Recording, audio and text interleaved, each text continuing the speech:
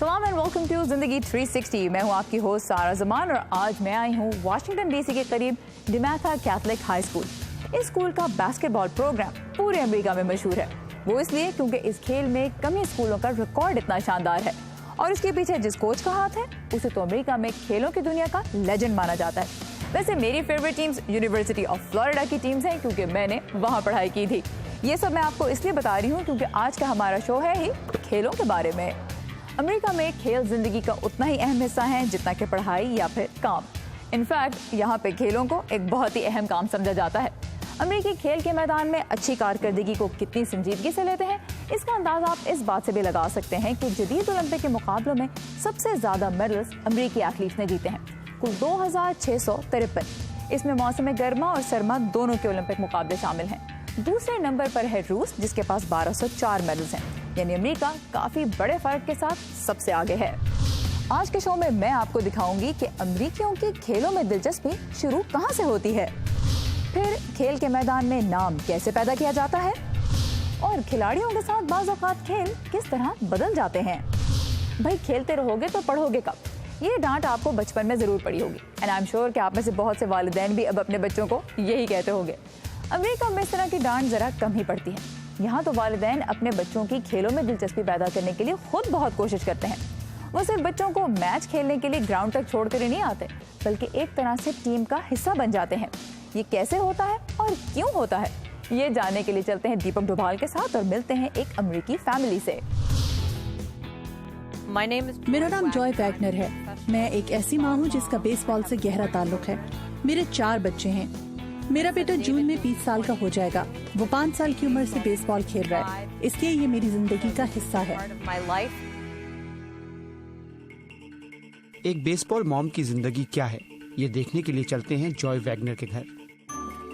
Hurry up, Jonathan. We have to be at practice on time. Come on, eat something.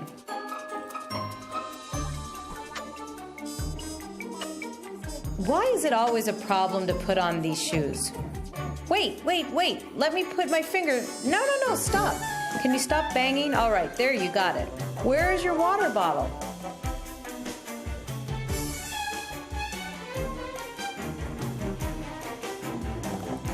All right, Gigi, we're running late. Okay, sit down, please. Sit down. Close your door. All right, good.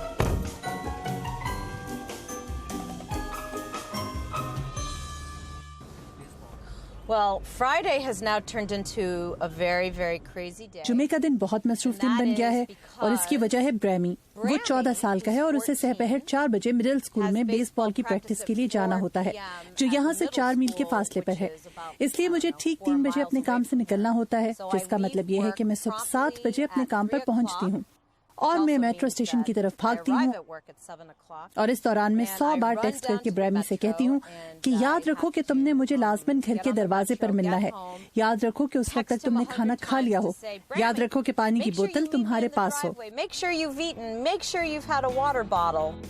अपने दूसरे number के बेटे ब्रैमी को 4 बजे baseball की practice के लिए छोड़ने के बाद जॉय वापस घर आई, डिनर बनाया, अपने सबसे छोटे बेटे जॉनथन को तैयार किया और फिर उसे 6 बजे की प्रैक्टिस के लिए छोड़ने निकल पड़ी।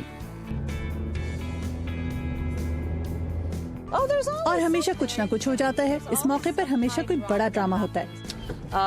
जरा देखना क्या वक्त हुआ है। ओह, 6:01 हो चुका है।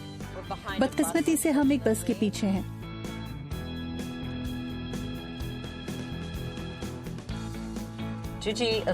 ऐसा लग रहा है कि हर कोई वहाँ पहले से पहुँच चुका है। ठीक है, परेशान होने की जरूरत नहीं, सब ठीक है।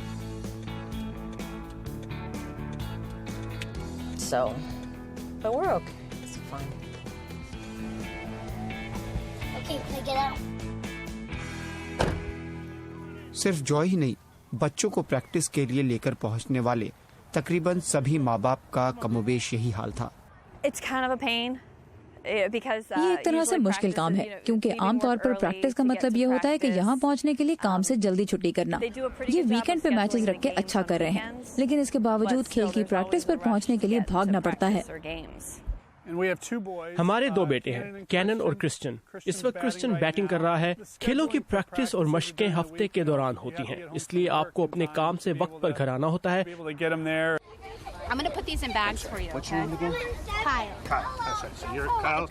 बच्चों को प्रैक्टिस के लिए लाना और ले जाना एक काम है, लेकिन वालिदैन की जिम्मेदारी यहीं खत्म नहीं होती। इस लीग में सब कुछ रज़ाकाराना तौर पर होता है। आपको दरअसल हमेशा किसी न किसी हवाले से अपना वक्त रज़ाकाराना तौर पर देने के लिए कुछ न कुछ करना होता है। हर वालिदैन को हमेशा किसी काम की जिम्मेदारी लेना पड़ती है, मसलन इस मौके पर खाने पीने की कुछ छोटी मोटी चीजें वगैरह। लेकिन इसके साथ साथ आपको दूसरी चीजों में भी मदद करना होती है। जैसे इन कामों के लिए एक बोर्ड है, इसके सब अरकान रज़ाकार हैं। इनमें दर हकीकत एक सदर होता है, वो एक रज़ाकार होता है। वालिदैन को एक और काम ये करना होता है कि वो चंदा इकट्ठा करते हैं। वो मदद हासिल करने के लिए मकामी कारोबारी कंपनियों के पास जाते हैं। मैंने यहाँ जितने खेल देखे हैं, अगर वालिदैन रज़ाकाराना तौर पर काम न करते तो इनमें से अक्सर न हो पाते। हम ये बेसबॉल न करवा पाते अगर वालिदैन इसके लिए रज़ाकाराना तौर पर काम न करते। चक क्लैप्टन पेशे से वकील हैं, लेकिन अपनी मसरूफ जिंदगी में से वक्त निकालकर बच्चों को कोच करते हैं। यहाँ आमतौर पर एक खेल की हफ्ते में 1 या बाज़ दफा 2 बार प्रैक्टिस होती है, इसलिए हम सब कोशिश करते हैं कि वहाँ मौजूद हों। जो वालिदैन ये सब कुछ कर रहे हैं उसकी वजह ये है कि इनके बच्चे यहाँ खेल रहे हैं। आपने देखा, हमारे पास एक ऐसे वालिद भी थे जो कोचिंग में मेरी मदद कर रहे थे, और फिर हमारे यहाँ कुछ ऐसे वालिद थे खेल के मैदान से बाहर दूसरे कामों में मदद करते हैं। ये सिर्फ मैं ही नहीं हूँ, बल्कि इसके लिए हर कोई मदद देता है, जिससे ये काम आसान हो जाता है। कम से कम इस सतह पर ऐसा दिखाई देता है कि तमाम वालिदैन खासी अच्छे मिलकर काम करते हैं। अगर हर कोई थोड़ा थोड़ा काम करता है तो किसी को सब कुछ खुद करने की जरूरत नहीं पड़ती।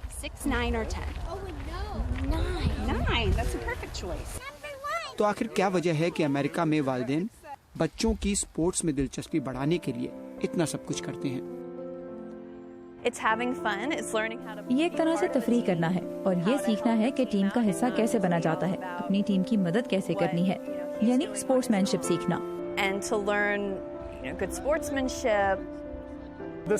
ये इस तरह से है कि खेल के साथ साथ बच्चों में समाजी और माशरती पहलू भी पैदा हो रहा है।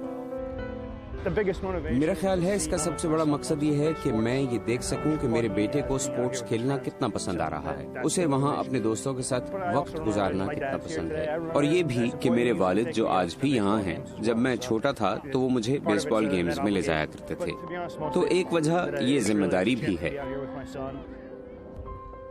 इस मकसद के लिए ये तमाम वक्त निकालने और कुर्बानी देने से आपके बच्चे को ये सीखने की तहरीक मिलती है कि एक टीम का हिस्सा बनना कैसा होता है।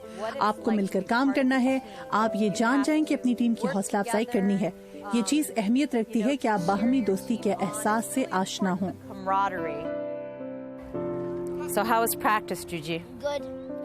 You know, despite all the trouble I go through, at the end of the day, it's really worth it. It makes me happy. It's good for the kids. बच्चों की जिंदगी में वालिदैन की इन्वॉल्वमेंट है तो बहुत अच्छी चीज, लेकिन यहाँ पे बाज़ औक़ात पेरेंट्स इतने इमोशनल हो जाते हैं मैच के दौरान कि बच्चों को कोच से ज्यादा खुद हिदायत दे रहे होते हैं, और कभी कभी तो कोचेज और दूसरे पेरेंट्स से लड़ भी पड़ते हैं, और बच्चे बेचारे खड़े होकर देख रहे होते हैं कि अम्मा अब्बा को हो क्या गया है। चले यहाँ पे अब हम लेने लगे हैं एक छोटा सा ब्रेक, लेकिन आप कहीं मत जाइएगा। डिमैथा कैथलिक हाई स्कूल ने बास्केटबॉल के मैदान में अपना नाम कैसे पैदा किया, इसकी दिलचस्प कहानी हम ला रहे हैं इस ब्रेक के बाद।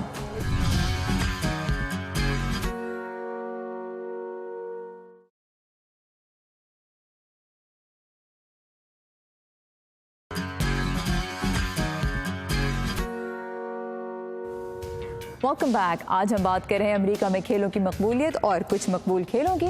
तो बास्केटबॉल यहाँ का एक बहुत ही पॉपुलर स्पोर्ट है, और रियासती सतह पर खेलना किसी भी खिलाड़ी के लिए एक बहुत बड़ा एहसास, क्योंकि लाखों में से कोई एक उस मकाम तक पहुंचता है।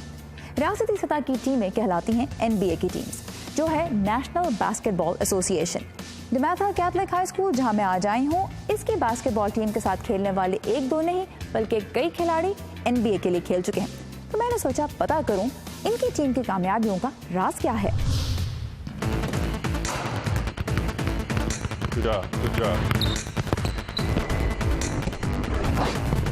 मैं NBA का बेहतरीन खिलाड़ी बनना चाहता हूँ। नेशनल बास्केटबॉल एसोसिएशन के लिए खेलने का ख्वाब तो बहुत से नौजवान देखते हैं, लेकिन मार्केल फुल्स जिस हाई स्कूल बास्केटबॉल टीम के रुकन हैं, वो अमेरिका को पिछले 50 सालों में कौमी सतह पर खेलने वाले 15 बास्केटबॉल प्लेयर्स दे चुकी है। इसलिए मार्केल का ये ख्वाब गैर हकीकी नहीं। ये है डिमैथा कैथलिक हाई स्कूल की basketball team.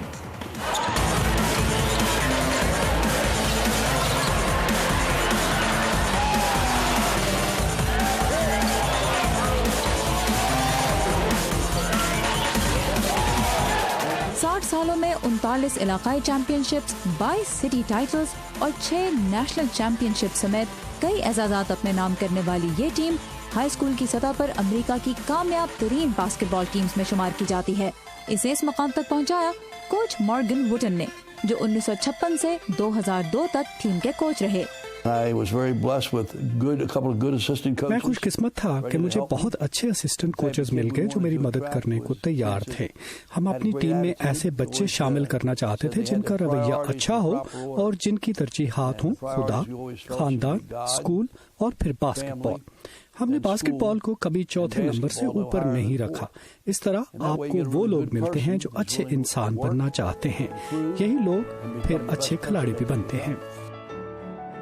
डिमैथा Catholic high school की बुनियाद 1946 में वाशिंगटन डीसी के करीब रियासत मैरीलैंड में रखी गई।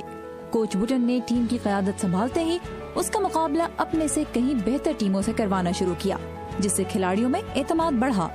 1965 में कोच वुटन और उनकी टीम को एक ऐसी कामयाबी मिली जिसने न सिर्फ डिमैथा बल्कि हाई स्कूल बास्केटबॉल को मुल्क भर की तवज्जो का मरकज बना दिया।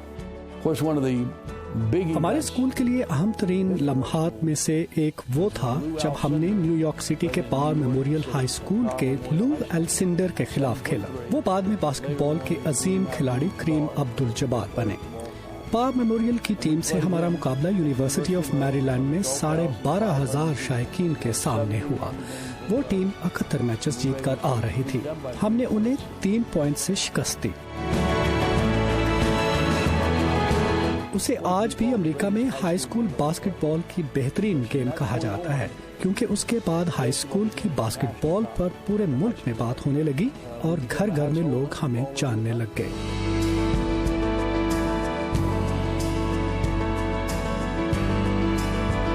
डिमैथा की टीम ने कोच वुटन के 46 साल करियर में तकरीबन 87% मैचेस जीते, जो मुल्क की सतह पर एक रिकॉर्ड है। मॉर्गन वुटन की कामयाबियों और बास्केटबॉल के लिए उनकी खिदमात के नतीजे में सन 2000 में उनका नाम बास्केटबॉल हॉल ऑफ फेम में शामिल किया गया। ये अमेरिका में बास्केटबॉल के आला तरीन एजाजात में से है, जो अमूमन सिर्फ कौमी सतह पर गैर मामूली कारकर्दगी दिखाने वाले खिलाड़ियों और कोचेस को मिलता है। मॉर्गन वुटन ये एजाज हासिल करने वाले सिर्फ 3 हाई स्कूल बास्केटबॉल कोचेस में से पहले हैं।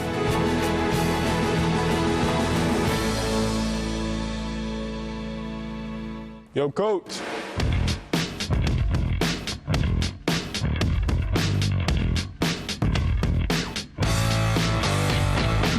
में कोच वुटन की रिटायरमेंट के बाद से उनके साबिक शागिर्द और assistant coach Mike Jones team के हेड कोच हैं। अपने उस्ताद की तरह ये भी टीम के लिए कुछ खास सिफात के मालिक नौजवानों की तलाश में रहते हैं।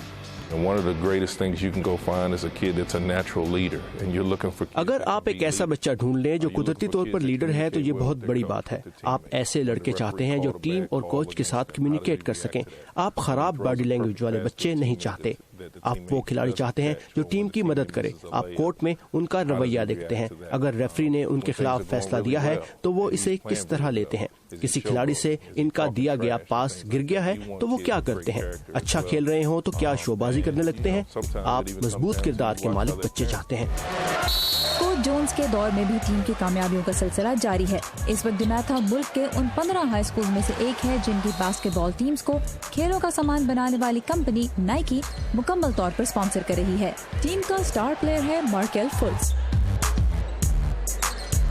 ये मैकडॉनल्ड्स की ऑल अमेरिकन टीम का मेंबर है, जिसके लिए मुल्क भर से बास्केटबॉल के सिर्फ 24 खिलाड़ी चुने जाते हैं। Coach, you have groomed people that are now playing nationally. Do you think you can at least teach me how to make a shot? Hey, let's just see if we can get you to make one shot before you get out of here. Okay. Let's see. Is there any secret, any technique? You're already right-handed. You've got good form. You've got your left hand on the side of the ball. Just go ahead and follow through up at the rim. All right. Oh. Hit it in the square. Oh, is that a Finally. Yep, there you go. Finally. खिलाड़ियों की मेहनत के साथ साथ coach Jones की नजर में team के शानदार रिकॉर्ड की एक वजह है कोचेस का तसलसल। 60 साल में इस प्रोग्राम में सिर्फ 2 हेड कोचेस देखे हैं और दूसरी स्कूल के तमाम लोगों के दरमियान यकजहती जो टीम को भी मुत्तहिद रखती है।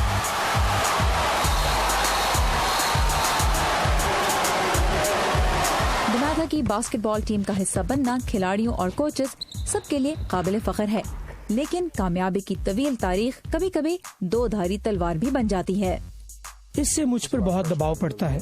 मैं डिमैथा के लिए खेलने वाला बेहतरीन खिलाड़ी बनना चाहता हूँ और पिछले खिलाड़ियों को देखकर मुझे अंदाजा होता है कि अभी मुझे बहुत काम करना है। हमारी सबसे बड़ी कमजोरी ये है कि लोग हमसे हमेशा फतह की तवक्को करते हैं। इससे कुछ भी कम को नाकामी समझा जाता है, लेकिन फिर इसी से हमें बुलंद मायार पर पूरा उतरने की हिम्मत भी मिलती है। खिलाड़ी और शायकीन तो जीत को ही कामयाबी समझते हैं, लेकिन कोच वुटन की नजर में बेमिसाल कारकर्दगी दिखाने वालों के लिए हदफ जीत से बढ़कर कुछ होता है। हमने कभी जीतने के बारे में बात नहीं की। हम सिर्फ बेहतरीन कारकर्दगी की बात करते थे और ये याद रखते थे कि हम अपने घर वालों और अपने स्कूल की नुमाइंदगी कर रहे हैं। जीत तो खुद ब खुद मिल जाती है अगर आप इन बातों का ख्याल रखें।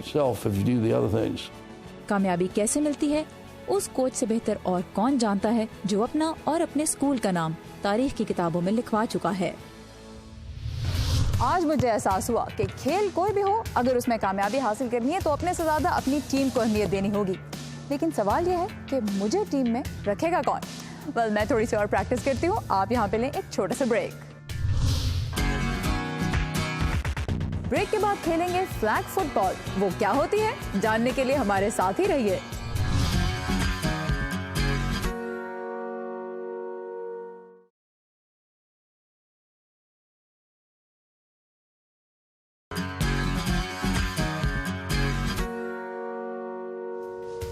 Welcome back. सारी दुनिया जिसे फुटबॉल कहती है उसे अमेरिकन सॉकर कहते हैं, और जिसे ये फुटबॉल कहते हैं उसमें फुट कम और हाथ ज्यादा इस्तेमाल होते हैं। अमेरिकियों में फुटबॉल, अमेरिकन फुटबॉल इनफैक्ट उसी तरह पॉपुलर है जिस तरह पाकिस्तानियों में क्रिकेट। लेकिन सच बात यह है कि यहाँ सॉकर भी काफ़ी पसंद की जाती है।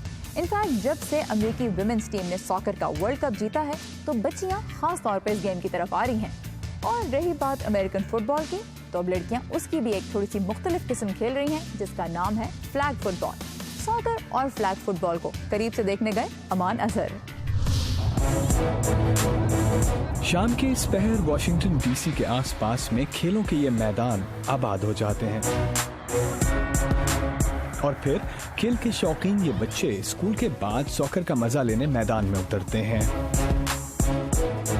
सॉकर के इस प्रैक्टिस सेशन के दौरान इन खिलाड़ियों का जोश और जज्बा देखकर पता चलता है कि सॉकर अमेरिका में इंतहाई मकबूल स्पोर्ट है। कोच भी इन उभरते हुए सॉकर स्टार्स को भरपूर तरीके से हिदायत देते नजर आते हैं। और सॉकर की मकबूलियत के बारे में कोच रेफर कहते हैं, ये आर्लिंगटन सॉकर क्लब है। हर रोज ये मैदान लोगों से भरे होते हैं जो सॉकर के शौकीन हैं। लोग शाम ढलते ही यहाँ आते हैं और गेम्स का मजा लेते हैं।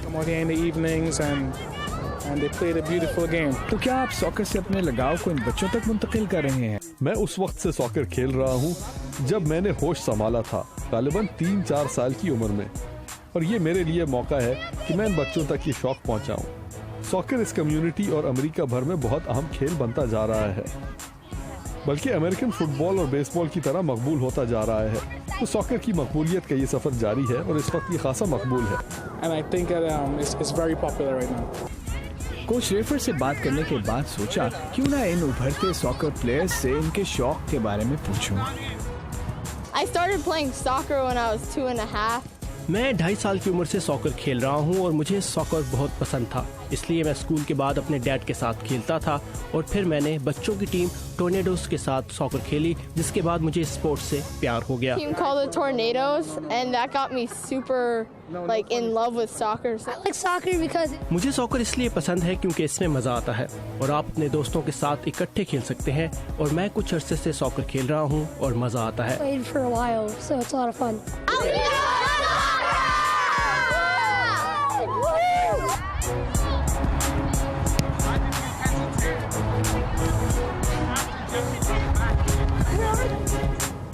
और सॉकर के मैदान से अमेरिकन फुटबॉल के मैदान में, जहां वाशिंगटन के 2 स्कूलों की टीमें फ्लैग फुटबॉल के मुकाबले के लिए मैदान में हैं। फ्लैग फुटबॉल अमेरिकन फुटबॉल ही की तरह खेला जाता है और दोनों टीमों की कोशिश होती है कि मखसूस तर्ज के फुटबॉल को दूसरी टीम के खिलाड़ियों को जुल देकर फील्ड के पार पहुंचाएं। अलबत्ता फ्लैग फुटबॉल में मुखालिफ टीम के खिलाड़ी को जिस्मानी ताकत से मफलूज करने के बजाय मुखालिफ के जिस्म से बंधी झंडी को खींचकर उतारना होता है।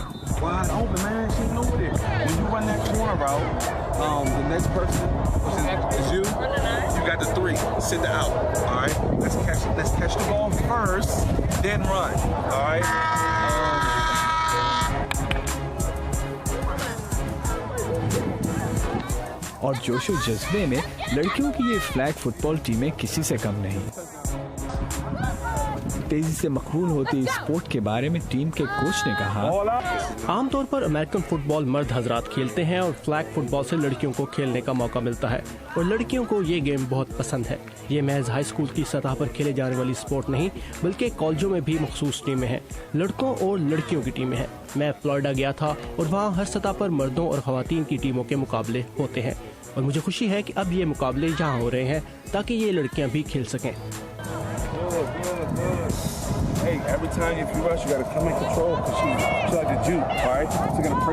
और खुद इन खवातीन प्लेयर्स का स्पोर्ट के बारे में कहना है,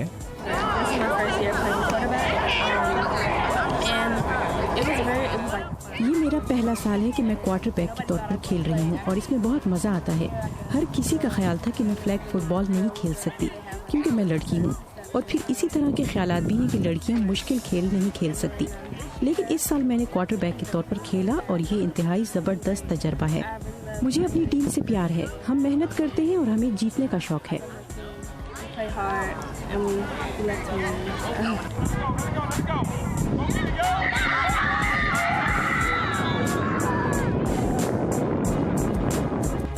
तो इन नौजवान प्लेयर्स से बात करके और इनको खेलता देखकर एहसास हुआ कि ये खेल अमेरिकन कल्चर का लाजमी जुज़ ही नहीं बल्कि हर सतह पर मकबूल आम भी है। आज खिलाड़ियों, उनके वालिदैन और कोचेस से मिलकर मुझे एक बात का तो यकीन हो गया है कि खेल कोई हल्की फुल्की चीज़ नहीं है। ये हमें एक दूसरे से जोड़ते हैं, बहुत सी खूबसूरत यादें देते हैं, हमें शिकस्त को तस्लीम करने का हौसला पैदा करना और नाकामी के बाद आगे बढ़ना सिखाते हैं। तो आज हमने अमेरिका में खेलों के कल्चर को बहुत करीब से देखने की कोशिश की। आपको कैसा लगा हमें फेसबुक और ट्विटर पे ज़रूर बताइएगा और अगर अच्छी बास्केटबॉल खेलने के आपके पास भी कुछ टिप्स हैं तो मुझे ज़रूर दीजिएगा। इंशाअल्लाह आपसे अगले हफ्ते फिर मुलाकात होगी, तब तक के लिए खुदा हाफिज़।